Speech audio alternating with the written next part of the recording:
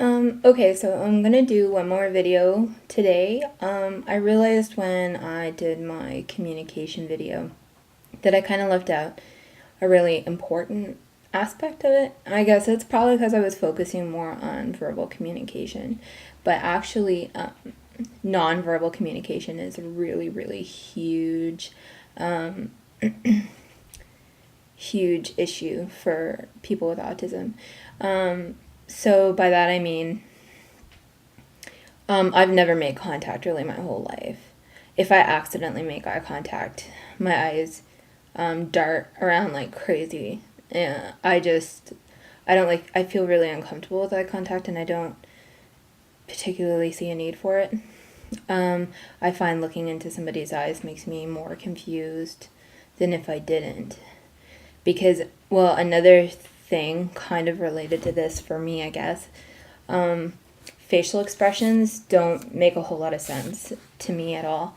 I mean, generally, I know that a smile generally means somebody's happy, but it doesn't always mean that. And so I don't know how to analyze a person's emotions through their facial expressions. Body language is another huge issue, and some people with autism have a harder time with this than others. But I guess that would go for all autistic symptoms. I have a lot of trouble with reading body language, and apparently I don't give off a whole lot of body language either. My facial expressions are either, well, they're almost always just like not there. And this is something I learned during my diagnostic interview, actually. Or they're there a little bit too much. Because I've had so many jobs, usually when I smile, it's fake. And which I've kind of had to learn to do for my job. Sometimes I smile when I'm not supposed to smile because I forget to take it off. And, well, this is kind of a nonverbal cue, I guess, but it's attached to verbal communication, is the tones of voice. I don't understand tones of voice, which is probably a huge reason why I don't get when people are being sarcastic with me.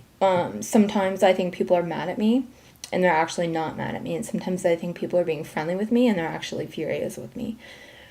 And apparently this is something that you would be able to judge with body language and tone of voice and catching sarcasm and things like that. But I can't do it, and it's got me into a lot of issues, particularly at my many jobs. Even with people in the mall I've had, or like cashiers, I try to be polite to everybody, but sometimes I misinterpret what they're trying to get across to me, and I end up, causing a miniature ruckus. So a lot of these things I didn't realize I had trouble with until people had pointed them out to me. And now that I'm learning more and more about autism, I'm seeing it more, because to me it's normal. To me, I didn't understand that there was a way to read people's body language to figure out what they were trying to say, because I don't see anything into it. How was I supposed to know that other people do?